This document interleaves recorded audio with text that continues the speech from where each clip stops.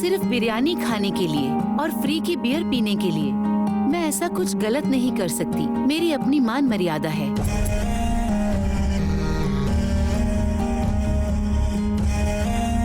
पूरे कर्नाटक में इलेक्शन में हमारे आदमियों को टिकट दो, सीएम हमारा बनना चाहिए, समझ गए ना तुम?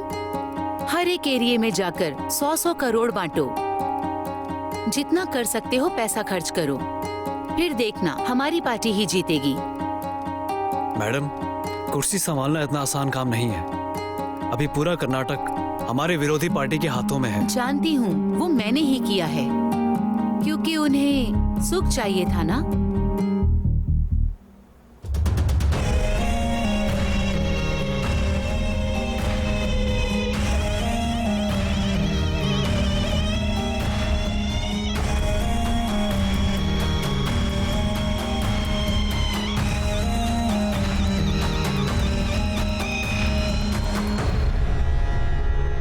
हाँ, मैं हूँ ना उसके लिए, वो चाहे हॉल में रहे या कमरे में रहे। जय कामदेव।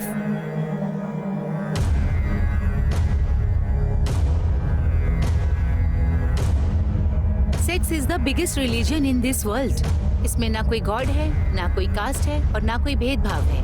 काम वासना से बड़ा कोई धर्म ही नहीं है। उसके सामने ना भगवान है, ना जात है, भेदभाव तो है ही नहीं।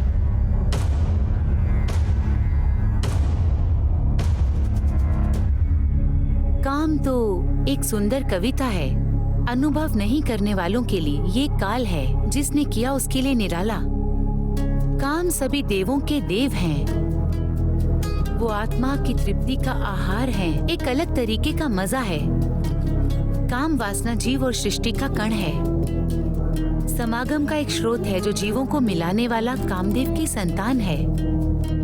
काम ब्रह्मा, काम विष्णु, कामदेव महेश्वराय, काम साक्षात पर ब्रह्मा, तस्मै श्री कामै नमः। हेलो मंजुनाथ। हाँ सर। ये ट्रेलर है या ब्लू फिल्म है? किस हरामखोर ने बनाया इसे? इसके लिए मैं सर्टिफिकेट नहीं दे सकता।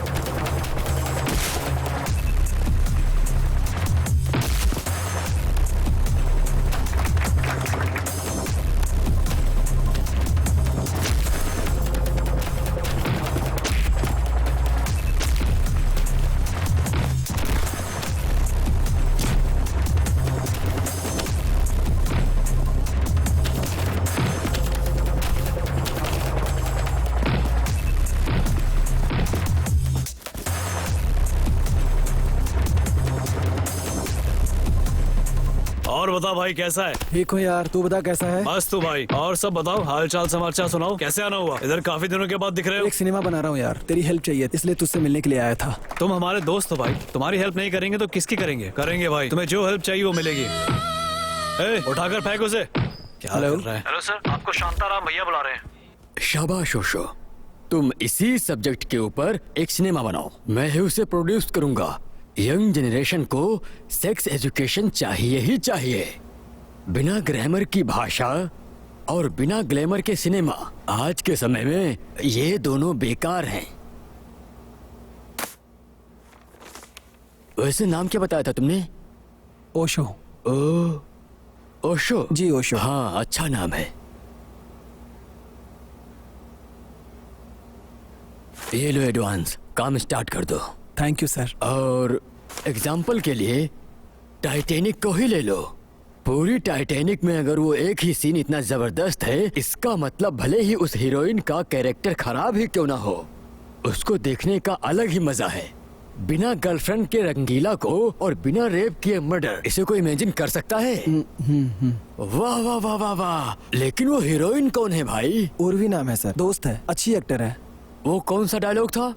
सिर्फ बिरयानी खाने के लिए और फालतू का बियर पीने के लिए मैं कुछ भी नहीं कर सकती हूँ। क्या डायलॉग था वो, क्या परफॉर्मेंस की थी वो। जल्दी से स्क्रिप्ट का काम शुरू कर दो। ओके सर, ऐसा है तो ऐड करवा दीजिए सर।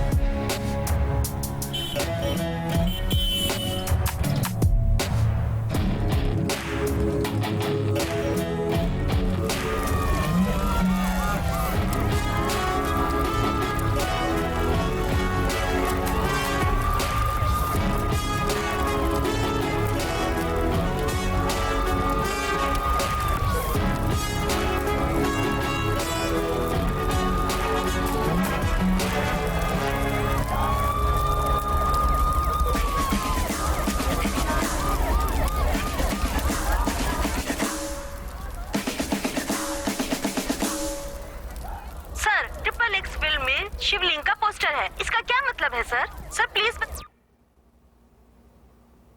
सुपर है भाई। इस पब्लिसिटी के लिए हम लोग 2 करोड़ रुपया भी खर्च कर देते तो भी ऐसी नहीं मिलती। मैं किसी भी कारण से इस सिनेमा को रोकना नहीं चाहता। पब्लिसिटी कैसे करानी चाहिए ये कोई तुमसे आकर सीखे। जाकर आओ। All the best. Thank you जय ट्रिपल एक्स केसरा।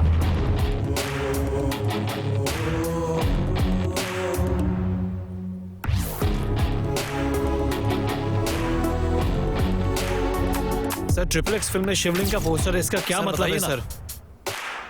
हिंदू धर्म की भावना को ठेस पहुंचाने के लिए क्या मतलब है? हिंदुओं को कई संगठन बेहद उग्र होकर तोड़फोड़ कर रहे हैं। इस्लाम के धर्मावलंबी भी इस प्रदर्शन में बढ़ चढ़कर भाग ले रहे हैं। आपका क्या कहना है सर इसके लिए? जनता सफाई मांग रही है, आपकी मनमानी नहीं चलेगी। हिंदू धर्म विलंबियों का कहना है कि आपने उनके भगवान का अपमान किया है, इस सिनेमा को बैन करने की मांग कर रहे हैं। मैं हिंदू नहीं हूँ। आपका नाम जानकर तो पहली में पढ़ने वाला बच्चा भी बता देगा कि आप धर्मावलंबी हैं। सिर्फ ओशो नाम रख लेने से मैं हिंदू नहीं हो जाता। मेरा नाम ओशो हो, ईशा हो, रॉबर्ट हो, रहीम हो, भारत में रहने वाले सब हिंदू हैं। जिसे हिंदू कहते हैं वो एक संस्कृति है, इसका कोई नाम नहीं था। ये युगों से चलता आ रहा है। मैं एक सनातनी हूँ। मैंने वेद उपनिषद का अध्ययन किया है। भगवान निराकारी है। भगवान का कोई रूप रंग आकार वगैरह कुछ नहीं होता है, समझे आप? इसलिए जो मैंने पोस्टर डिजाइन किया वो किसी धर्म से नहीं मिलता है, वो सिर्फ मेरी एक इमेजिनेशन है। आप लोग सच में अगर वेद उपनिषद पढ़ते तो ये सवाल नहीं करते और ना ही लोग ऐसे फालतू में भड़कते। पहले जाकर वेद उपनिषद को पढ़ो और धर्म को समझो। इसलिए ये जो दंगे हो रहे हैं ना, वो आप लोग कर रहे हैं, मैं नहीं। आपके सवालों का जवाब मिल गया होगा। चलता हूँ। आता जाता तो कुछ नहीं है, चले आते हैं सवाल पूछने के लिए। बैठो।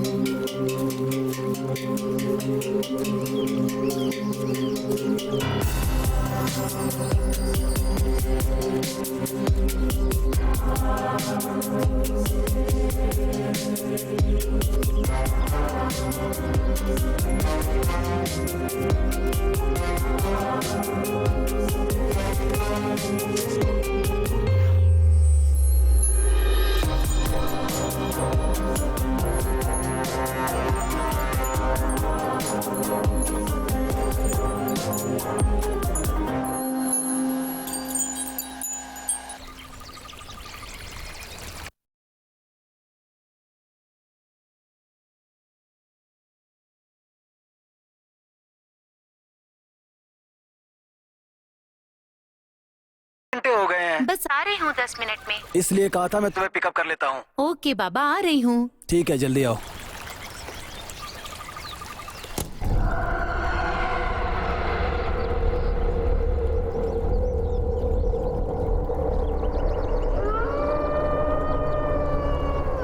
ओशो। गुरुजी।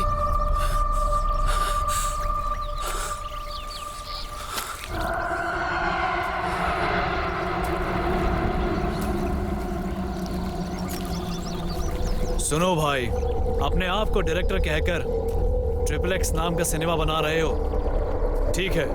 डायरेक्टर के हराने के लिए कोई भी सिनेमा बनाओ, उसके बाद मुझ पर सिनेमा बनाना। तुम्हारा भला हो, मैं हमेशा तुम्हारे साथ हूँ।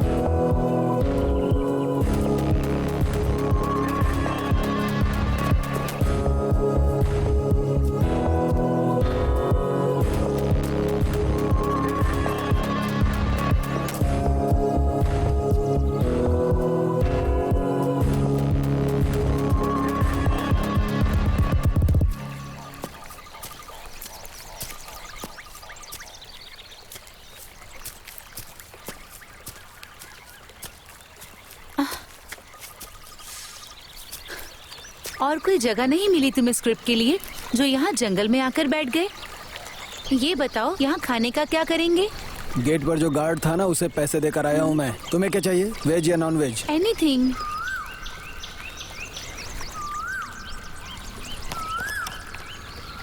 रमना, बोलिए सर। 2 चिकन बिरयानी 2 राइस, जहाँ बैठते हैं ना वहीं लेकर आ जाना। ठीक है सर। अपने लिए भी कुछ ले लेना तुम। ठीक है सर। सुनो, चलो घूम कर आते हैं।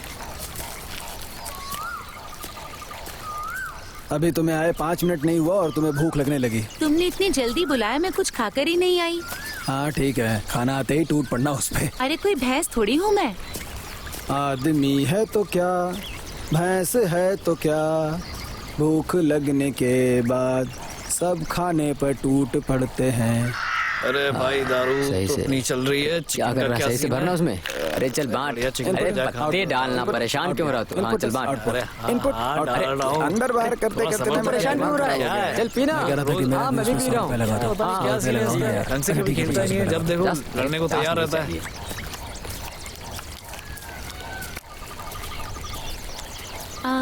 ये क्या कर रहे हैं? अंदर बाहर। वो तो मुझे भी पता है। तो पूछ क्यों रही हो? सुनो, मुझे रचिता और नंदिता देख लो। पसंद है। ये मैंने तुम्हें कभी कहा क्या? रुको, मैं जाकर बॉस को बताता हूँ। अब मुझे पसंद है तो पसंद है। किस लिए? फैन हूँ, फैन की तरह रहकर नहीं, फैमिली मैन की तरह रहूंगा। कितनी पी रखी है? पूरा 1 कार्टन पी है और पूरा पेट फटा जा रहा वो है तुम्हारी किस्मत पर। है। एक और बियर पीने के लिए कह रही हो? पीता हूँ। यहाँ कोई बार है क्या? यहाँ पुलिस नहीं आती क्या? आती है ना, तो फिर आती है, मगर 2000 का पिंक पेपर लेके चली जाती है। ये तो गलत है। गलत क्या है? पुलिस के भी बाल बच्चे होते हैं, उनकी भी लाइफ होती है, उन्हें भी लग्जरियस घर की चाहत होती है, कार, उनके बच्चे कॉन्वेंट स्कूल में पढ़ना चाहते हैं, शानदार वीकेंड चाहिए, उनकी भी उम्मीदें होती हैं। समाज में ही सब जीने वाले हैं ना, वो लोग जंगली थोड़ी हैं। जितनी सैलरी उनकी है ना, उतने में महीने भर का राशन भी नहीं आता है। पगार एक हफ्ते भी नहीं चलती है। अगर घूस नहीं लेंगे तो उनका घर कैसे चलेगा? सरकार अगर उन्हें खुद रहने के लिए अच्छा घर दे, उनके बच्चों को पढ़ने के लिए कॉन्वेंट स्कूल में भेजे, इतनी सैलरी दे कि घर आसानी से चले, नौकरी को ईमानदारी से करे बिना किसी स्वार्थ के, जो फाइन लगता है वो सरकार को दे, गलती से भी 1 रुपया घूस मत लें, ईमानदारी से अपनी सैलरी पर ड्यूटी करें, ऐसा कानून बन जाने दो। सिर्फ पुलिस ही नहीं, कोई भी सरकारी स्टाफ 1 रुपया घूस लिए बिना ईमानदारी से ड्यूटी करेगा। बेवजह पुलिस को गाली देने से क्या फायदा होता है? ओह, तो अब मैं संविधान भी लिख दूं? हाँ बोलो रमन्ना। सर मैं खाना लेकर आ गया हूँ। ठीक है, वहीं रख दो, हम आ रहे हैं। सर जल्दी खा लीजिए नहीं तो खाना ठंडा हो जाएगा। हाँ हाँ ठीक है, हम लोग आ जाएंगे। ओके चलो। सर। ओके।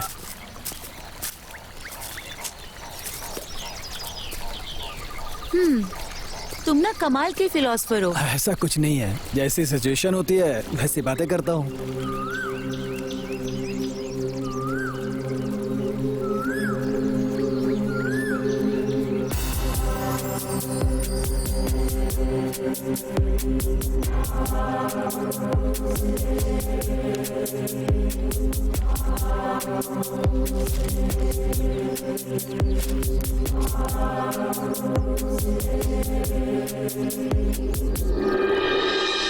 ये बताओ, इस नॉनवेज के बारे में तुम्हारा क्या ख्याल है? मतलब हमें खाना चाहिए या नहीं? तुम्हें पसंद है ना? हाँ। तो खाओ ना। तुम्हें अगर पसंद नहीं है तो तुम सादा खाना भी खा सकती हो। नॉनवेज खाना ही है, ऐसा कोई रूल थोड़े ना है। हम किसी जीव को मार रहे हैं, मूर्खता है। हाँ, ये लेग पीस पकड़ो।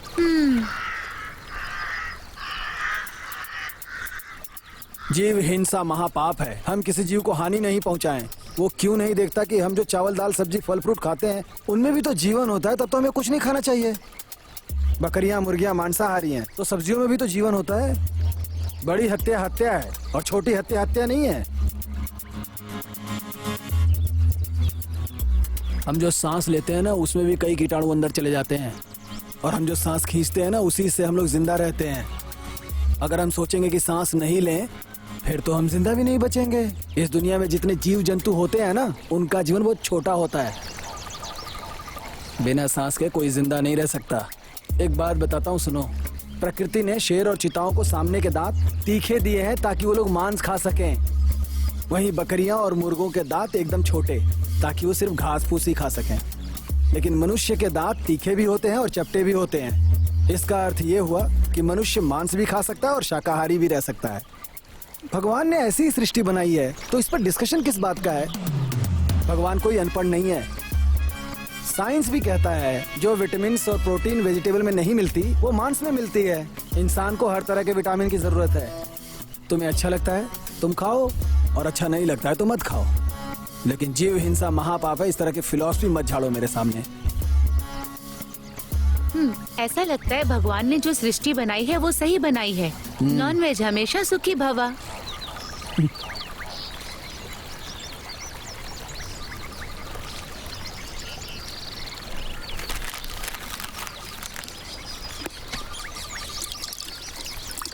मुझे अब थोड़ी सी नींद आ रही है, क्या मैं यहाँ सो जाऊँ?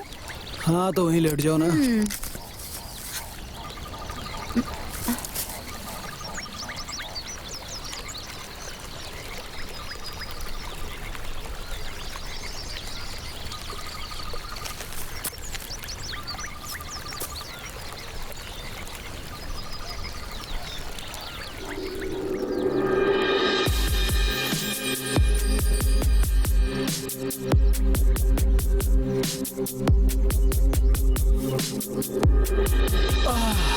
ओशो, सूरज गुस्सा होकर लाल हो गया है, उठ जाओ। उठो ना, देखो सूरज गुस्सा होकर लाल हो गया है। अरे तो रहने दो ना, चंद्रमा आके उसे ठंडा कर देगा।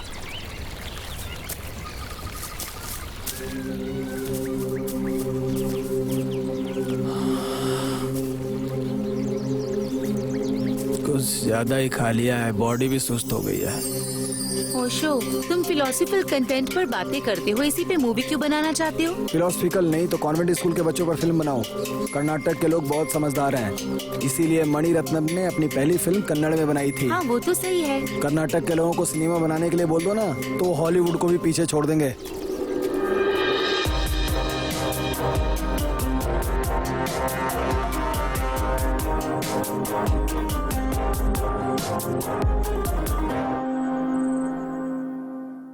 हेलो। हेलो। क्या कर रही हो तुम? कुछ नहीं, बस लेटी हूँ। माँ नहीं आई है क्या? उन्हें आने में अभी 1 हफ्ता लगेगा। खाना हो गया तुम्हारा? हाँ, और तुम्हारा? हाँ हो गया। क्या खाया? फ्राइड राइस खाया। और तुमने? दाल चावल। और बताओ? तुम बताओ। तुम ही बताओ ना कुछ। कुछ नहीं यार, तुम ही बताओ। क्या बात है, क्यों ऐसी बातें कर रहे हो? यही तो मैं भी सोच रहा हूँ यार। आजकल लड़के लड़कियां फोन पर घंटों बातें करते हैं, इसी पर रिसर्च कर रहा हूँ। और क्या, ऐसे ही बातें करते करते उनका मूड बन जाता है। अच्छा, मूड में जाते हैं। उसके बाद? उसके बाद क्या? फिर लड़का 21 देने के लिए कहता है। तो 21 दो ना। तुम ही दे दो। कहाँ पर दूं? जहाँ मन करे तुम वहाँ पर दे दो। तुम बताओ कहाँ? माथे पर। और कहाँ? और बस। और कहाँ बोलो ना। नहीं बस। तुम्हारे पेट पर करूं? हाँ करो। और कहाँ? हाँ करो। गाल पर। अब बस। बताओ ना कहाँ करूं? अब नहीं बस। नहीं प्लीज। तो जहाँ करना है वहाँ पर करो। जहाँ मन करे वहाँ कर दूं? फील हुआ? I love you. I love you too. बस ऐसे ही लड़का लड़की घंटों बातें करते हैं। बाप रे, हमेशा दिमाग में सेक्स लिए घूमते हैं इंडियंस। टाइम वेस्ट करने से अच्छा है उसी टाइम में मेहनत करो, पढ़ाई करो, जिंदगी में आगे बढ़ो। करेक्ट यार, हमारी जनरेशन ना बस सेक्स, क्रिकेट, शराब इसी जाल में फंस के रह गई है। ओशो, मैंने 1 हफ्ते की छुट्टी ली है, तो हम स्क्रिप्ट रेडी कर लेंगे। ठीक है, love you baby, good night. Okay यार, love you, good night.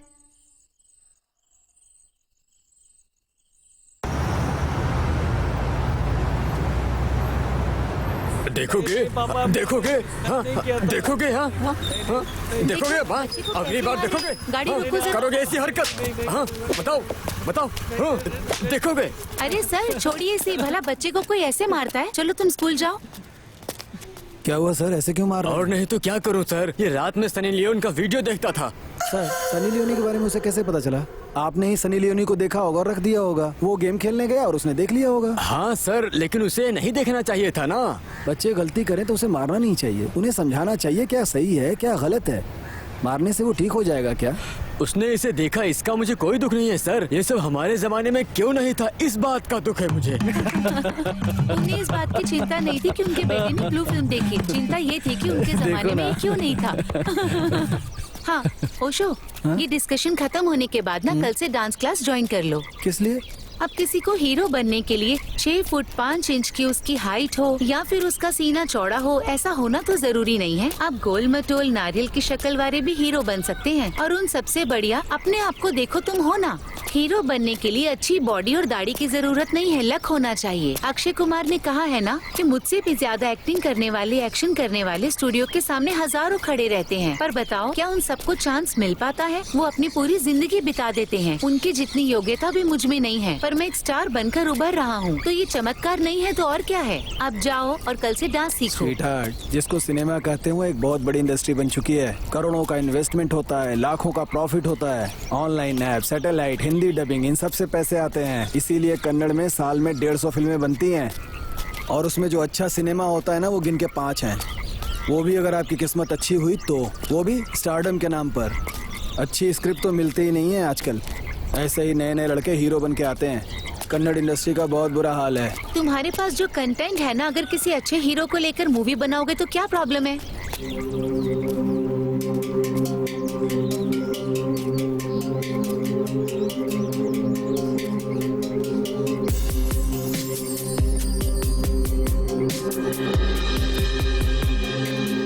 Uttar Pradesh के अयोध्या में 12 साल की छात्रा के साथ 4 दुष्कर्मियों ने मिलकर रेप किया। रेप करने के बाद उसे रोड पर मरने की हालत में फेंककर फरार हो गए। कल रात ये घटना घटने के बाद पुलिस इस केस की छानबीन कर रही है। आरोपियों को जल्द से जल्द पकड़ लिया जाएगा, ऐसा पुलिस आयुक्त ने कहा है। ओशो। मैं प्रिया दीक्षित, एलिट न्यूज से। ये रेप की न्यूज ना मैं रोज सुन सुनकर अब पक चुकी हूँ। वो टीवी रास्ते बंद से करो। गुजर रही थी, तभी 4 लोगों ने उसको पकड़ लिया और उसके साथ बलात्कार। तुम्हारी चाय बनी? हाँ बन गई, बस ला रही हूँ।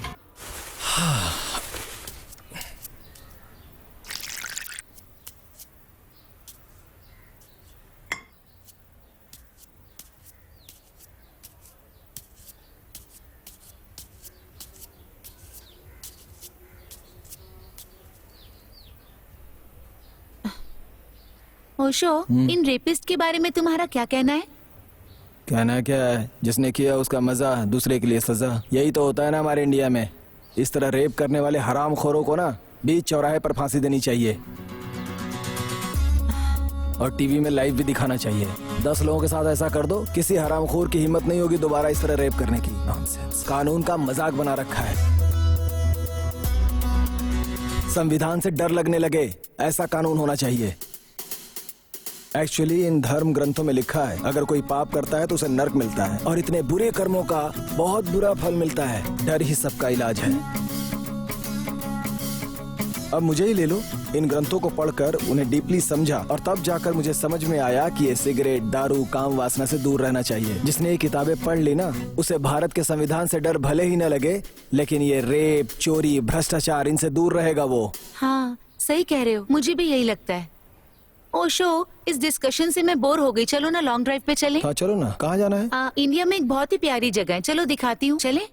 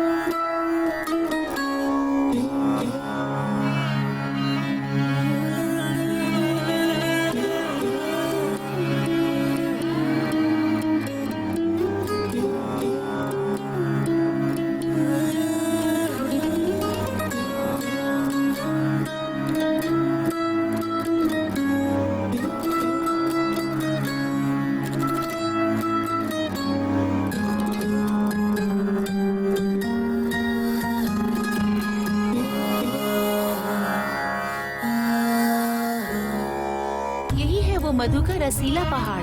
पूरे संसार में सिर्फ 2 ही पहाड़ हैं। एशिया में ऐसा एकमात्र पहाड़ है।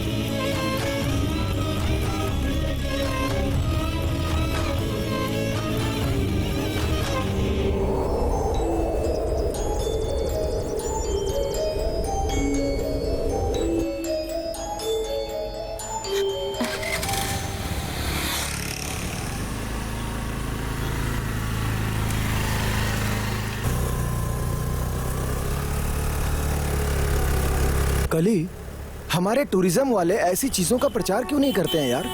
ऐसी अद्भुत जगह को तो पूरे इंडिया को देखना चाहिए, पूरी दुनिया को इसके बारे में बताना चाहिए। ये गे, लेस्बियन के बारे में जितना बताते हैं ना, उतना प्रचार इनका करे तो क्या कमाल हो जाए यार। तुम इसके बारे में क्या कहती हो? हाँ ओशो, लड़की लड़की के साथ, लड़का लड़के के साथ प्रकृति के विपरीत जाकर ये सब करते हैं, ये तो गलत है। लड़के और लड़की का मिलन होना चाहिए, उनके बच्चे भी होने चाहिए और उनकी शादी भी होनी चाहिए। यही प्रकृति का नियम है। अगर हम इसके खिलाफ जाएंगे तो हमारा उद्धार कैसे होगा? सोचो तो, सभी सन्यासी लेस्बियन और गे हो जाए तो धर्म तो पूरी तरह से खत्म हो जाएगा। ओशो के साथ बातें करते करते काफी टाइम लग गया, मैं लेट हो गई। अब डांट पड़ेगी, ऊपर से ट्रैफिक कितना है। छह, हाँ यार, इसीलिए हमें 1 दर्जन बच्चे पैदा करने चाहिए। कली अति सर्वत्र वर्जते। पर अगर ये सब हम सिनेमा में डायरेक्ट दिखाएंगे तो बैन नहीं होगा? क्यों बैन होगा? कॉन्डोम, लिपस्टिक सभी हाथ में लेकर घूमते हैं तब तो बैन नहीं होता है। रियलिटी शो में लड़कियों के छोटे छोटे कपड़े और गंदी बातें, ये सब तो कभी बैन नहीं हुआ।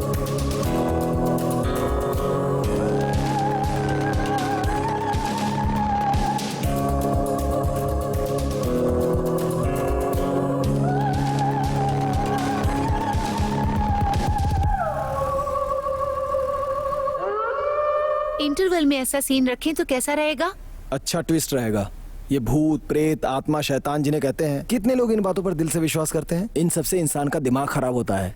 लोग एक दूसरे से ईर्ष्या करते हैं, मंदिर में जाकर बहुत सारी मन्नतें मांगते हैं। वो मुझसे आगे बढ़ गया, वो बहुत अमीर हो गया, उसे मर जाना चाहिए, मुझे उससे बड़ा स्टार बनना है, मुझे राज करना है, मुझे डॉक्टर और इंजीनियर बनना है। ऐसे ही एक दूसरे से जलकर ये अपने अंदर हीन भावना पैदा करते हैं। अगर इंसान सभी इंसान को साथ लेकर चले ना, तब जाके सब अच्छा होगा। आहा, तुम सिनेमा का काम छोड़कर एक मठ बना लेते, उसमें डेली प्रवचन देते, ये तुम्हारे लिए बहुत ही अच्छा होता। प्रवचन देने वाले सभी लोग बाबा बन जाते ना तो कोई घर बचता ही नहीं इस दुनिया में। हर जगह मठ नजर आते। वाह वाह वाह वाह, क्या बात है। चलो चलते हैं।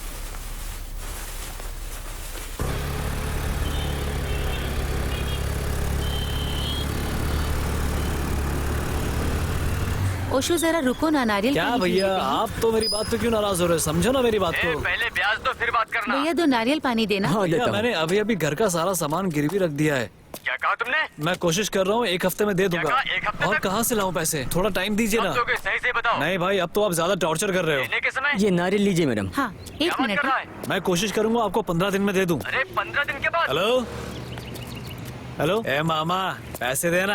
ए जाना यहाँ से, मैं वैसी टेंशन में पैसे नहीं है। अपना पैसा अपने पास ही रख, पानी पता बहुत नहीं कहाँ से आ जाते हैं। एक और ले लो। ए हैंडसम, देना।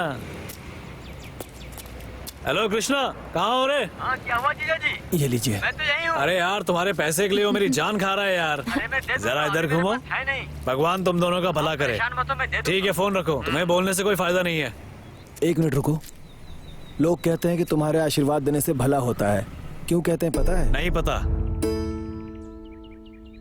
जब श्री राम वनवास के लिए जंगल में जा रहे थे तब समस्त प्रजा जिद करने लगे कि हम भी आपके साथ चलेंगे।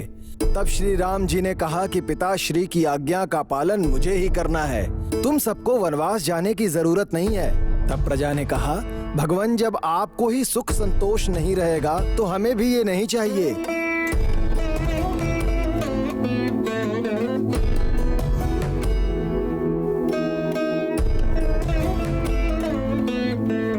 बहुत समझाने के बाद भी जब प्रजा नहीं समझी तब श्री राम जी ने एक आज्ञा दिया कि यहाँ पर जितने भी पुरुष, स्त्री, बूढ़े और बच्चे हैं वो सब अपने अपने निवास स्थान चले। पूरी प्रजा अपने में ही एक दूसरे से बातें करने लगी। सबके चेहरे पे दुख दर्द दिखने लगा। तभी एक बूढ़ा इंसान हाथ जोड़कर बोला, जो शिव जी चाहेंगे वही होगा। प्रभु आप वनवास होकर आइए, हम लोग चले जाते हैं। प्रभु की आज्ञा का जनता कभी उल्लंघन नहीं कर सकती है। और सभी अपने घर चले आए।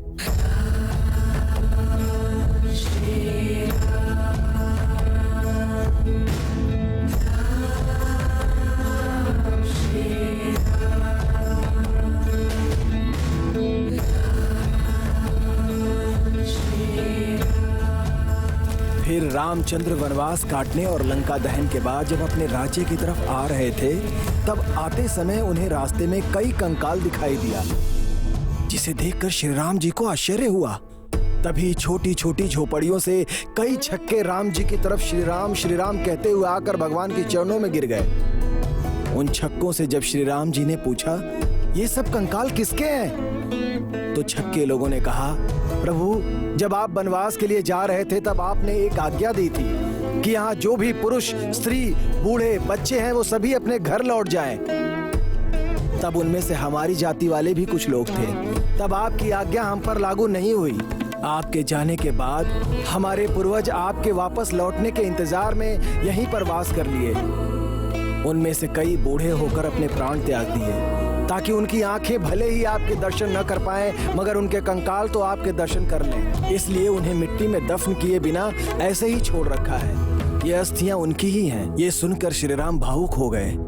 तुम लोगों को मुझसे इतना प्रेम है, इस भक्ति और निष्ठा के लिए मैं तुम्हें क्या दे सकता हूँ?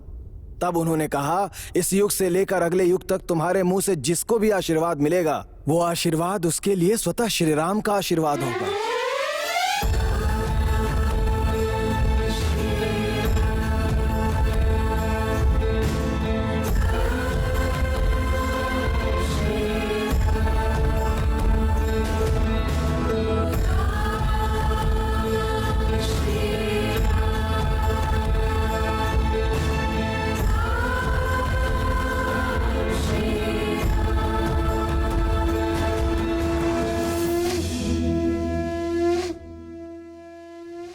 सर, ये कहानी कितनी सच है कितनी झूठ मुझे नहीं पता।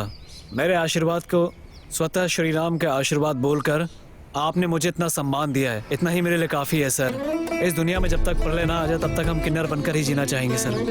भगवान आप दोनों की मनोकामना पूरी करे।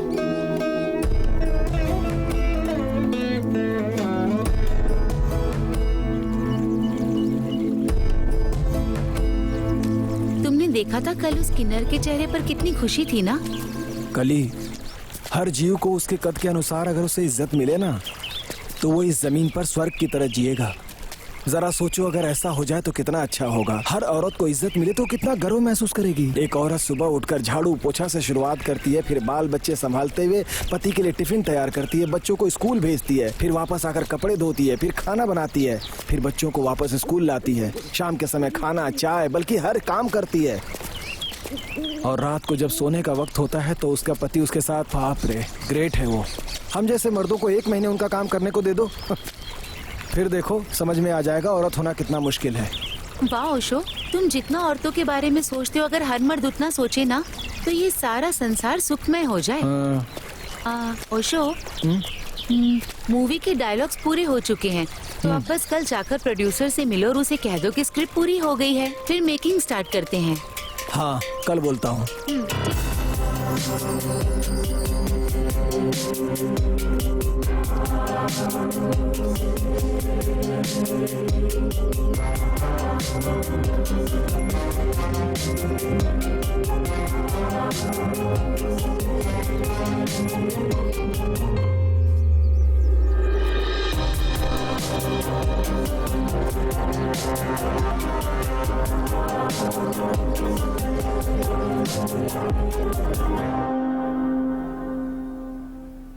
हाँ, बोलो भाई। सर, स्क्रिप्ट पूरी हो गई है, आप शूटिंग कर सकते हैं। स्क्रिप्ट कैसी है? जबरदस्त है ना? हाँ सर, बहुत अच्छी है। एक काम करो, उस ट्रेलर में जो एक्ट की है उस हीरोइन का नाम क्या है? उर्वी सर। हाँ, उसी लड़की को फिक्स कर लो। ठीक है सर। उसका परफॉर्मेंस बहुत अच्छा है। दूसरी लड़की ढूंढने में टाइम वेस्ट मत करो, उसे जाकर बुला लो, एग्रीमेंट बना लेते। ठीक है सर। आंटी उर्वी, अंदर आओ बेटा। अब उर्वी नहीं रही बेटा, तुम्हारा ट्रेलर आते ही 2 दिन बाद उसके एक्सीडेंट में मौत हो गई।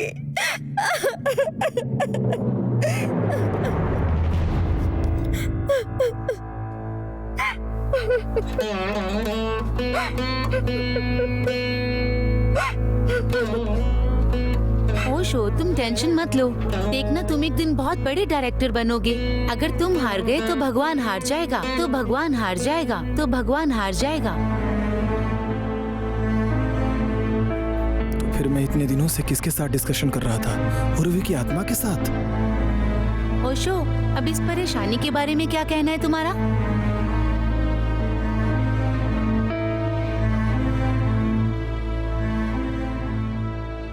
मरने तक कोशिश करते रहो, मरने तक कोशिश करते रहो, ऐसा कहा जाता है ना, इसीलिए मिट्टी में मिलने तक कोशिश करते रहना चाहिए। कम से कम तुम खुश तो हो ना। Come on, be supportive, supportive, supportive.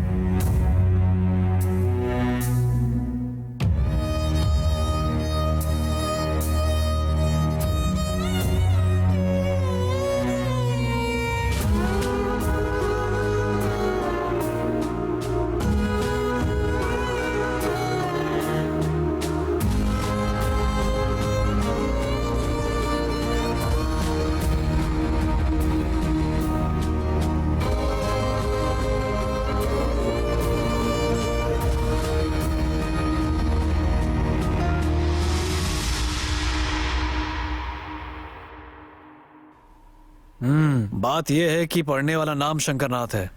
पूरे देश का उद्धार होगा, इस टाइप का सिनेमा है। देखो भाई, अगर तुम शंकर भाई को यहीं मरने के लिए कह दोगे तो मैं यहीं मर जाऊंगा। शंकर भाई का ऑटो राजा फिल्म से इंस्पायर होकर मैंने ऑटो चलाया और आज देखो मैं प्रोड्यूसर बन गया हूँ। ऐसे सिनेमा से इस देश का कोई उद्धार नहीं होगा। मेरा अच्छे से उद्धार हो जाए, ऐसी कहानी लेकर आओ, तब जाकर फिल्म बनाएंगे। भैया आपका फोन आया है। हेलो। हाँ, उस डेट का क्या हुआ जी? हाँ, उसे रेडी करके जल्दी से बताइए। हाँ ठीक है, मैं देखकर बताता हूँ तुम्हें। ठीक है, अब जाइए। ठीक है सर। हीरो का डेट ले लो, मैं ही सिनेमा बनाऊंगा। हाँ रुको भाई, आ रहा हूं मैं भी। ये सभी हीरोइनें ऐसी ही होती हैं।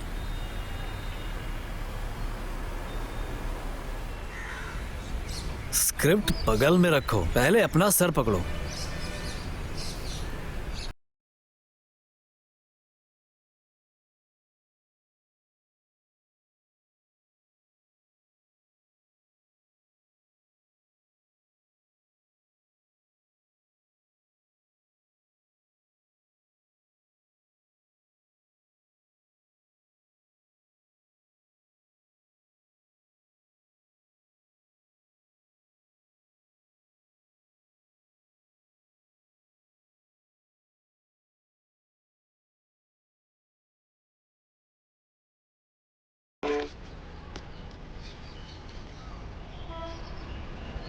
क्या हुआ, ऐसे क्यों बैठे हो?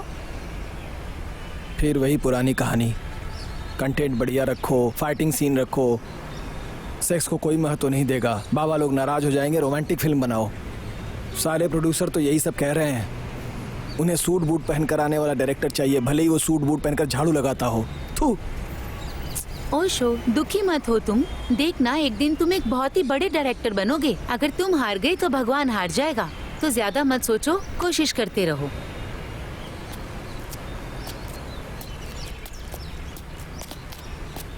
चलो भी। मेरा दिल कहता है कि एक दिन तुम जरूर जीतोगे, क्योंकि भगवान जब देता है ना, छप्पर फाड़ कर देता है और वो जरूर देगा। डोंट वरी, बस तुम अपनी मेहनत करते रहो, कभी मत हारना, कोशिश करते रहना। इंसान को अपने मरने तक पूरी कोशिश करते रहना चाहिए, समझे? अब थोड़ा सा तो हंस दो Osho, come on, be supportive.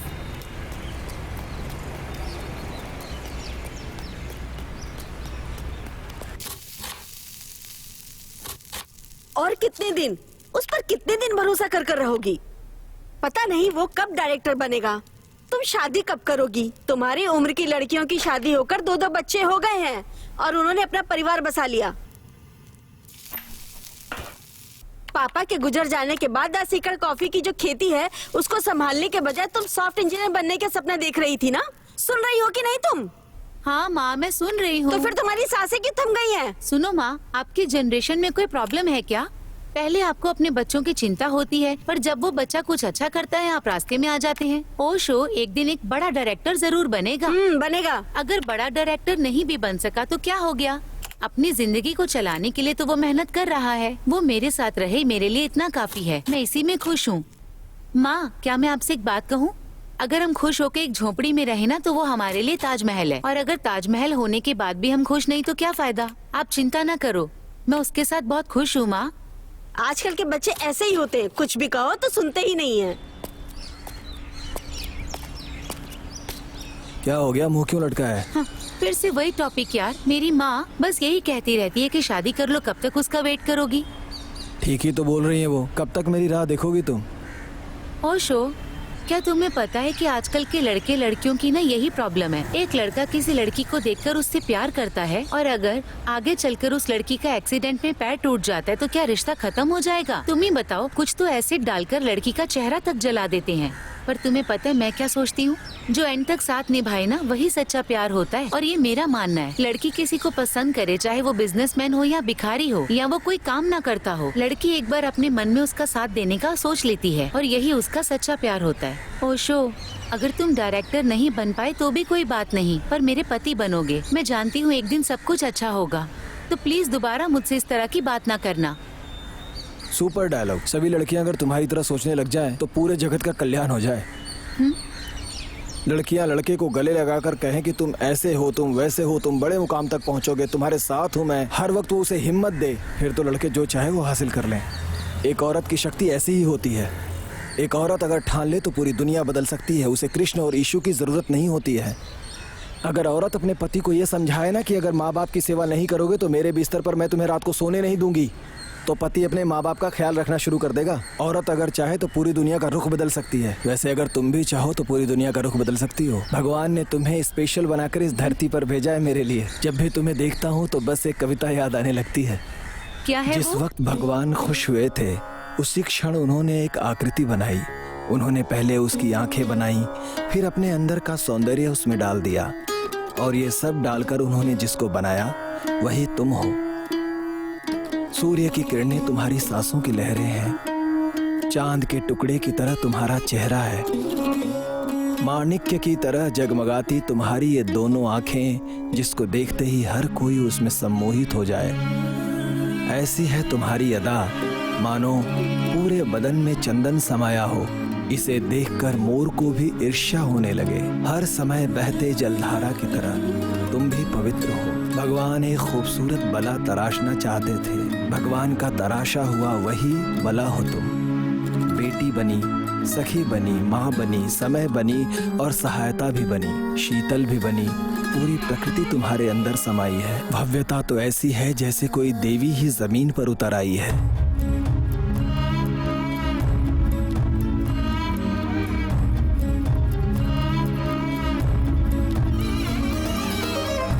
मैं तुम्हारा दर्शन पाकर धन्य हो गया हूँ। जन्म लेकर इस धरती पर आई हो, शायद मैंने कोई पुण्य किया था, इसलिए ही तुम मुझे मिल पाई हो। तुम्हें पाकर मैं धन्य हो गया हूँ। तुम्हें पाकर मैं धन्य हो गया हूँ। मैं धन्य हो गया हूँ। मैं धन्य हो गया हूँ। ओशो, तुम्हारे विचार सुन के मजा आ जाता है। अच्छा बताओ, कल का क्या प्रोग्राम है हमारा?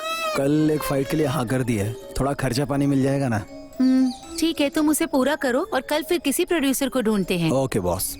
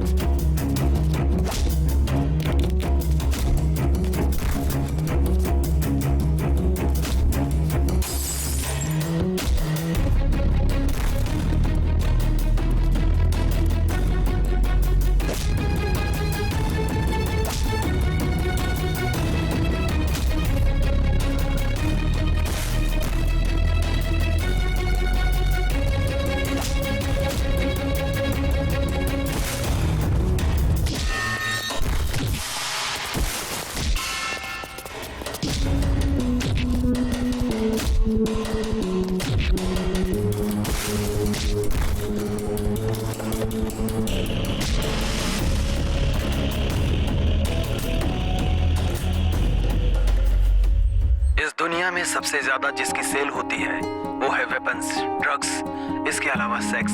इसमें पकड़े जाने का किसी को डर नहीं होता और सेक्स करना किसी जीव से छूटा भी नहीं है। काम ही कैलाश है। इंसानों के जन्म के साथ ही इसका इतिहास शुरू हो जाता है। इस काम वासना में पहले जिसकी बलि चढ़ी वो थे आदम हव्वा। काम वासना में लोग अंधे हो जाते हैं। इसका अपवाद भी है, ये अंधेरे में करने वाला काम है। सेक्स का नाम सुन लेना ही बहुत है। रात हो या दिन, लोग सेक्स में मगन होने के लिए तैयार रहते हैं। सेक्स का मूल भाव है औरत। यहाँ पर औरतों के लिए ही रामायण महाभारत हुई है। एक देश का दूसरे देश से जो लड़ाई हुई है वो औरतों के लिए ही हुई है। यहाँ पर माँ, भाई, बहन, घर, परिवार, ये सभी संबंध पीछे छूट जाते हैं। लोग अपनी सेक्स इच्छाएं पूरी करने के लिए कुछ भी करते हैं। रोज कोई न कोई उपाय ढूंढते हैं और अनैतिक संबंध भी बना लेते हैं। सेक्स से होने वाली हानियों के बारे में नहीं सोचते।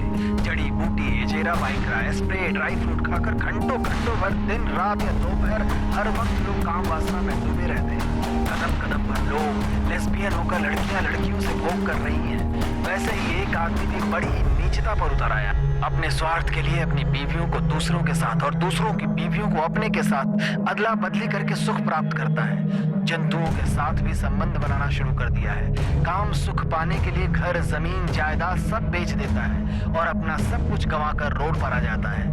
पैसे का हिसाब किताब किए बिना ही पानी की तरह बहा देता है। इतना सब करके भी अपनी काम इच्छाओं की भूख को मिटा नहीं सकता। हो सकता है शायद कहीं आसमान की ओर छोर हो, मगर काम वासना का कोई और छोर नहीं है। वो कभी न मिटने वाली भूख है। वो एक ऐसा मोह है जिसमें डूब जाने के लिए मन विचलित रहता है। यत्र नारी तत्र यस्तु प्रेम अन्ते रमन्ते तत्र कामात्र। आखिर हम ऐसे कंटेंट पर सिनेमा कैसे बनाएंगे? सुनो, लोगों को क्या चाहिए ये सोचकर एक ट्रेलर और एक सॉन्ग शूट करो। इतना पैसा तो हमारे पास है, उसके बाद एक प्रोड्यूसर ढूंढेंगे हम।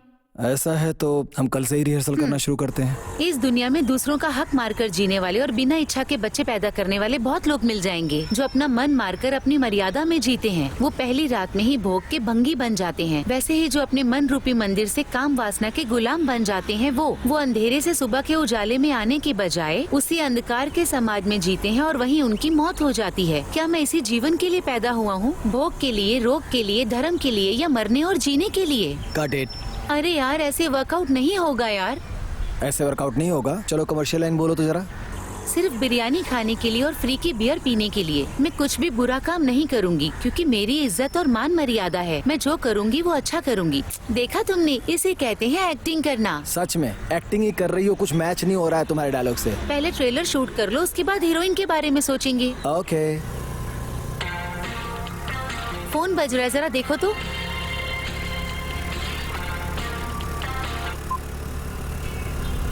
फोन कट क्यों किया तुमने? अरे यार, ये कॉमेडी डायरेक्टर है, साहित्य के बारे में कुछ नहीं पता और डिस्कस करने के लिए बुला रहा है। जैसे मिस्त्री ईंट पर ईंट रखकर दीवार बनाता है ना, वैसे ही हमारे कुछ डायरेक्टर हैं जो शॉर्ट जोड़कर सोचते हैं सिनेमा बना दिया है। इनमें और लेबर का काम करने वाले में कोई फर्क नहीं है। कहीं से रीमेक राइट लाते हैं, नहीं तो कोई घिसी पिटी कहानी लेकर सिनेमा बनाते हैं। जैसे पढ़ाई करके engineer, doctor, lecturer, peon, driver बनते हैं ना, उसी तरह ये लोग काम सीखकर डायरेक्टर बन जाते हैं। डायरेक्टर बनना कोई मजाक है क्या? डायरेक्टर एक बहुत बड़ी जिम्मेदारी का काम है। सिनेमा समाज को सुधारता है। सिनेमा का मतलब सिर्फ इंटरटेनमेंट नहीं होता है। जिंदगी में ना भगवान डायरेक्टर है और क्रिएशन एक्टर, लेकिन सिनेमा में डायरेक्टर भगवान है और सब उसकी क्रिएटिविटी। और नहीं तो क्या यार, सिनेमा का तो मतलब ही यही होता है, एंटरटेनमेंट और एक्साइटमेंट। सिनेमा भी ना एक अद्भुत ही दुनिया है यार। उसकी ताकत, उसकी शोहरत। अरे यार, शोहरत नहीं होता है, शोहरत होता है। वाह रे वाह।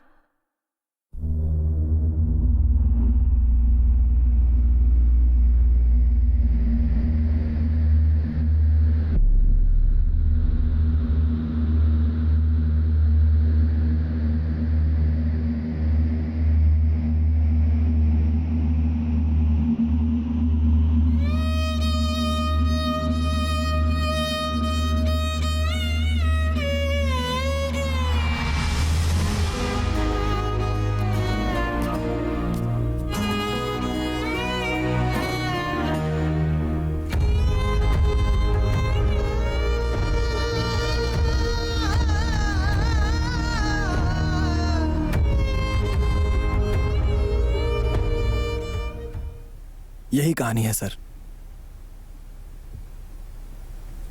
वेल,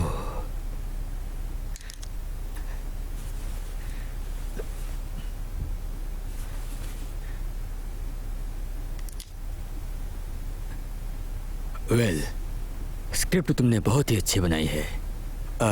शूटिंग कब से चालू करना चाहते हो? नेक्स्ट वीक से कर सकता हूँ सर। स्टार्ट करो, go ahead. Okay sir, all the best. Thank you.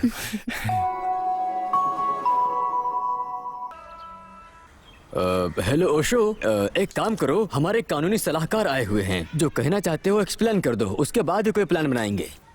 Sir, हमारे देश में अगर 100% वोटिंग करानी है ना, तो जो वोट नहीं डालता उन्हें सरकार से कोई भी सहूलियत नहीं दी जाए। इस तरह का एक कानून बनाने की बहुत सख्त जरूरत है सर। आधार कार्ड के फिंगरप्रिंट से हमें पता चल जाएगा कि किसने वोट नहीं दिया है। ऐसे लोगों का गैस, पासपोर्ट, वीजा सब जब्त कर देना चाहिए सर। उन्हें कोई सरकारी लाभ नहीं मिलना चाहिए। ऐसा एक कानून बनाना चाहिए हमारे देश में। अगर ऐसा कानून बन गया ना सर, तो भले ही वो अमेरिका में क्यों न रहता हो, यहाँ आकर वोट देकर जाएगा। वोटिंग के दिन बैंक में जाकर एसी की हवा खाने वाला भी ना अपना काम कैंसिल करके वोट देगा। हॉस्पिटल में एडमिट कोमा के पेशेंट भी एक फिंगरप्रिंट से वोट दे सकता है। ऐसा सिस्टम होना चाहिए। एक ऑनलाइन वोटिंग की व्यवस्था करनी चाहिए सर। अगर ये सारा काम हम कर सके तो हमारे देश में 100% वोटिंग होगी सर। अगर अम्बेडकर इस वक्त जिंदा होते तो तुम्हें सुनकर बहुत खुश होते। हाँ ठीक है, इसके बारे में हम पार्लियामेंट में आवाज उठाएंगे। Thank you sir.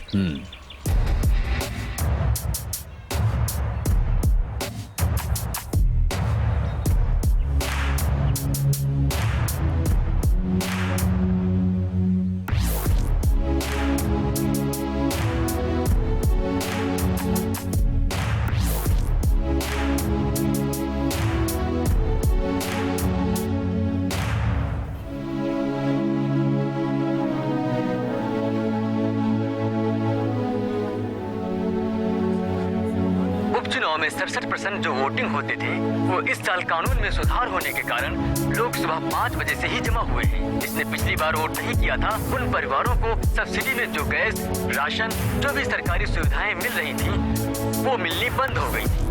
अब कोई भले ही अमेरिका में काम क्यों ना करता हो, वो वीजा और पासपोर्ट जब्त होने के डर से कई स्टूडेंट्स और प्रोफेशनल अपना काम छोड़कर इस बार की वोटिंग में हिस्सा लेने के लिए आए हुए हैं। और पिछली बार जिसने वोट नहीं किया था, उस फखरुद्दीन खान के परिवार को जमीन का रजिस्ट्रेशन कराने के साथ और मूल रूप से जो पानी बिजली मिलनी चाहिए, ये सब भी सरकार ने देने से मना कर दिया है। इस बार की सरकार के इतने कड़क नियम से डरकर फखरुद्दीन खान की पत्नी फयाजुल निशा और उनके बच्चे बूढ़े आज सुबह 7 बजे से ही मत देने के लिए लाइन में खड़े। ओशो, तुम्हें पता है भारत के इतिहास में फर्स्ट टाइम 100% वोटिंग हुई है। इस तरह का कानून बनने लगा ना, तो हमारे देश में हर वक्त नया नया कुछ होगा।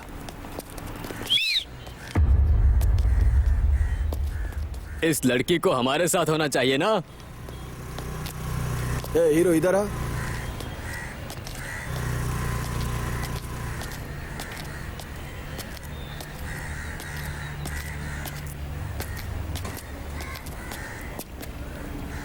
क्या बोला? इस लड़की को हमारे साथ होना चाहिए ना।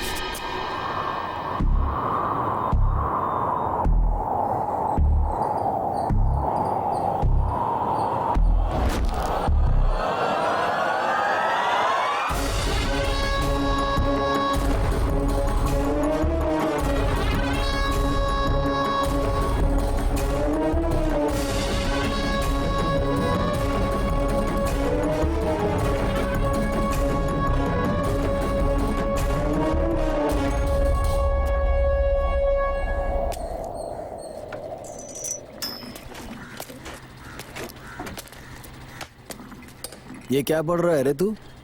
सर, शंकरनाथ के बारे में पढ़ रहा हूँ। ये तो बहुत ही कमाल की स्क्रिप्ट है सर। देख भाई, कई लोगों की रुचि इसमें नहीं है। इसी दिलचस्पी से XXX स्क्रिप्ट पढ़ो। हाँ पढ़िए सर। कैसी लगी? काम के बारे में संवेदनाओं को समझाना। इस साल तो अवार्ड फिक्स है सर। काम वासनों को रैप में परिवर्तित करके संबोधित करने वाली XXX पिक्चर इस साल के सबसे बेहतरीन सिनेमा के रूप में उभर कर आ रही है। पिछले हफ्ते प्रशस्ति स्वीकार करने वाले ओशो से उसके बारे में जानते हैं। जब मैं 8वीं क्लास में था तब से मैंने कहानियां और घटनाएं लिखना शुरू कर दिया। मेरे सिनेमा बनाने की चाहत की वजह से मैं ग्रेजुएशन में फेल हो गया। सिनेमा इंडस्ट्री में असिस्टेंट डायरेक्टर बनने के लिए मैंने जमीन आसमान एक कर दिया। फिर मैंने कई लोगों से मिलना शुरू कर दिया।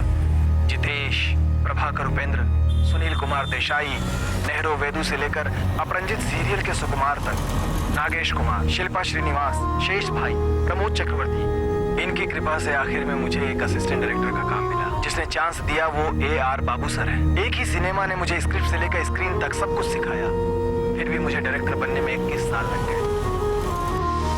इन 21 वर्षों में मैंने कई परेशानियां झेली। बिना खाए पिए पूरा दिन रहा।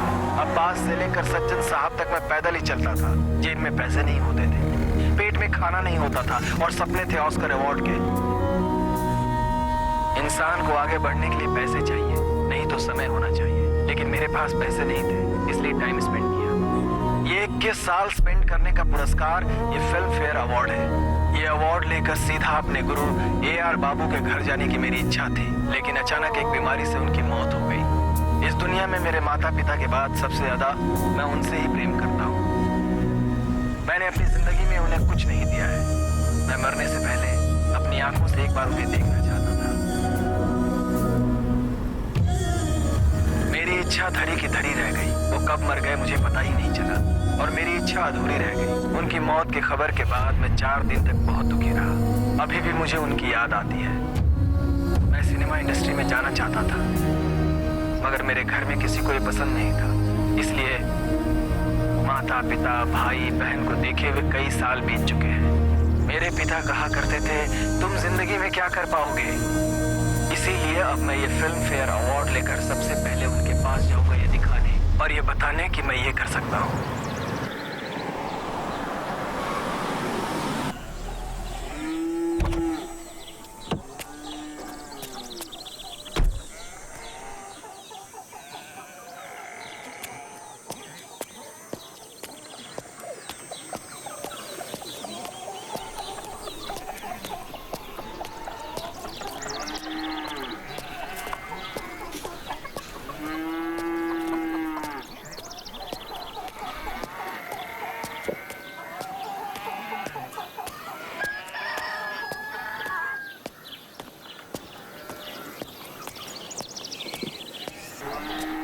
अरे रंगा, मेरे माँ बाप कहाँ गए हैं? घर में ताला क्यों लगा हुआ है? अरे तेरे माँ बाप को मरे हुए कई दिन हो चुके हैं। ना तुम्हारा एड्रेस था ना फोन नंबर। अब आए हो हालचाल जानने के लिए।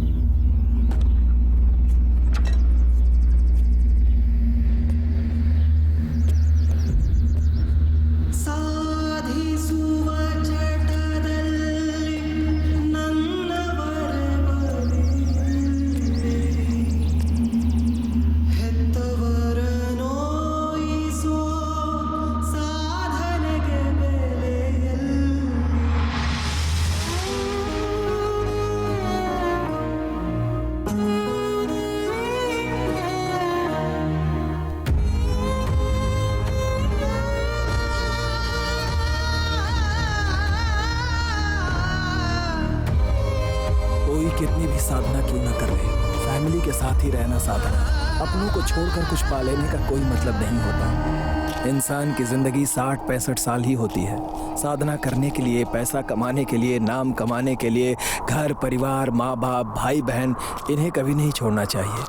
जिंदगी में हम चाहे कितनी भी मेहनत क्यों न कर लें, बड़े डायरेक्टर बनकर ऑस्कर अवार्ड क्यों न पा लें, कार्यकर्ता से आगे चलकर हम भले ही प्रधानमंत्री क्यों न बन जाएं, छोटा मोटा व्यापार करके बहुत बड़े बिजनेसमैन क्यों न बन जाएं, लेकिन जो हमारे साथ हैं उन्हें छोड़कर और ज्यादा पाने की लालच में पड़ जाएं तो इसका कोई मतलब नहीं है। जो कुछ भी मिले, घर वालों के साथ, उनके कष्ट में, उनके दुख में साथ रहकर उनका दिल जीतने की कोशिश करो। क्योंकि कल अगर मुझे कोई दुनिया का सर्वश्रेष्ठ डायरेक्टर भी बना दे, लेकिन मेरे माँ बाप तो वापस नहीं ला सकता है ना। करोड़ों का ऑस्कर भी मेरे पिता के चरणों के धूल के बराबर भी नहीं है। सिर्फ ऑस्कर ही नहीं, दुनिया की सारी दौलत भी क्यों न मिल जाए, इन सभी को त्याग कर मैं अपने माँ बाप को वापस नहीं पा सकता। भले ही तुम जो भी करो, लेकिन घर, परिवार और समाज को साथ लेकर चलो। मनुष्य मरणशील है। संबंध भरी जिंदगी में कभी संबंध नहीं मुरझाना चाहिए।